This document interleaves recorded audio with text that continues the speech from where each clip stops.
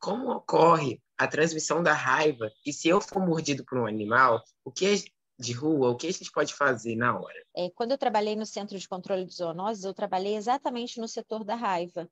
E existem muitos investimentos governamentais para que essa doença seja controlada, porque a raiva é uma doença fatal. É uma doença que, uma vez que a gente pegue, ou o animal pegue, vai haver o óbito. Só tem 3 curas de raiva humana no mundo.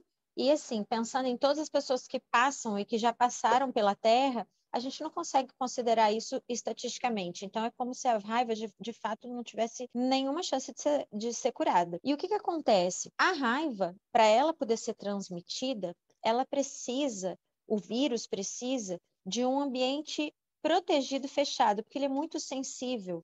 Então, a melhor estratégia que o vírus conseguiu criar, né, se a gente puder colocar essa palavra, criar, muito entre aspas, foi utilizar da mordedura dos animais como esse sistema fechado. Por isso que alguns animais transmitem raiva com mais facilidade que outros, como os cães e os gatos transmitem com muito mais facilidade do que os bovinos, do que os equinos.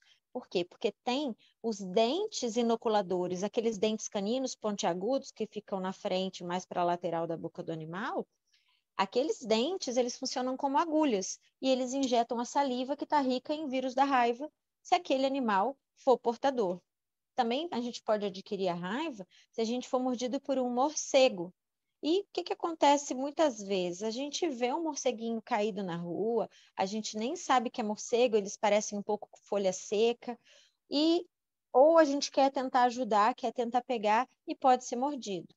Então, se isso acontecer, também existe a chance de transmissão de raiva. O que a gente faz se a gente for mordido por um animal na rua, por um morcego?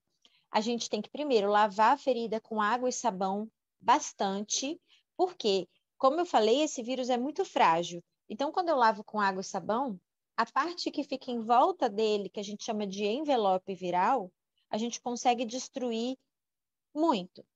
Mas como o dente canino inocula esse vírus muito profundamente na pele, algumas vezes, o sabão não chega lá. Então, o sabão vai limpar um pouco mais superficialmente. Se não seria suficiente, né? Só lavar já estaria bom, mas não é. Tem que procurar a unidade de saúde. E aí, na unidade de saúde, vai ter todo um processo e um planejamento para essa profilaxia pós-exposição, que a gente chama. Essa pessoa que foi mordida, então, ela vai ser monitorada e o animal que mordeu, se for possível, também vai ser monitorado, que a gente chama de observação animal. Os morcegos não, mas os cães e os gatos sim. O cão e o gato são observados por 10 dias por uma equipe do Centro de Controle de Zoonose ou Centro de Vigilância Ambiental, depende do município.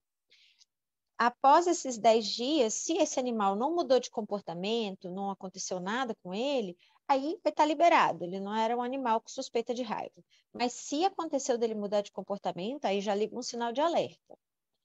Também depende, a medida que vai ser utilizada vai depender do grau de lesão e da localização dessa mordedura.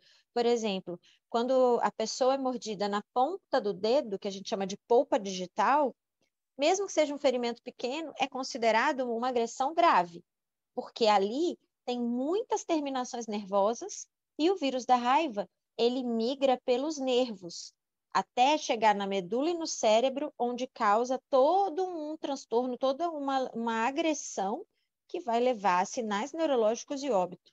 Então, se tem muita terminação nervosa, tem muito espaço para o vírus acessar nervos maiores e chegar no sistema nervoso central. Se essa ferida foi em outro lugar, por exemplo, na barriga, e ela é pequena, é considerado um acidente leve, porque ali não tem tantas terminações nervosas assim.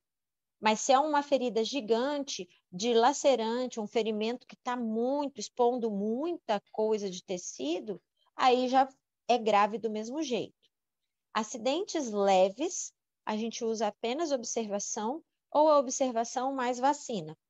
Acidentes de média gravidade, moderada gravidade, vão precisar de 5 doses de vacina. E quando o acidente é grave, precisa de vacina e soro. O que é soro? Não é aquele soro que a gente toma quando a gente está desidratado no hospital, não. Soro aqui é um imunobiológico, que a gente chama, é uma produto que é rico em anticorpos prontos contra o vírus da raiva. E aí, quando essa pessoa, né, tem uma ferida muito dilacerante ou um acidente grave, não dá para esperar a vacina ter o efeito dela para a pessoa produzir a própria imunidade. Então, eu tenho que dar essa imunidade pronta e o nome disso é soroterapia. Então, quando o acidente é grave, a pessoa ainda vai ter que ser submetida à administração do soro antirrábico, além da vacina antirrábica. Uma dúvida que é muito frequente é: por que eu vacino depois que eu já fui agredida? Porque a gente geralmente se vacina para prevenir as coisas, né? Não para consertar. Mas nesse caso é prevenção, porque o vírus da raiva, ele é lento.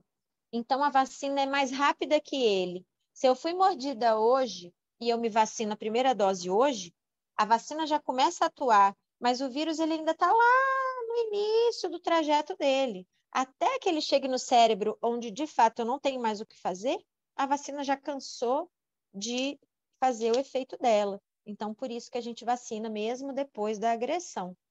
Mas então eu tenho essas 3 possibilidades. Primeiro, lave com água e sabão. Procura a unidade de saúde. Pode acontecer de só observar, de observar e ter que tomar vacina, ou de observar o animal, tomar vacina e ainda tomar soro.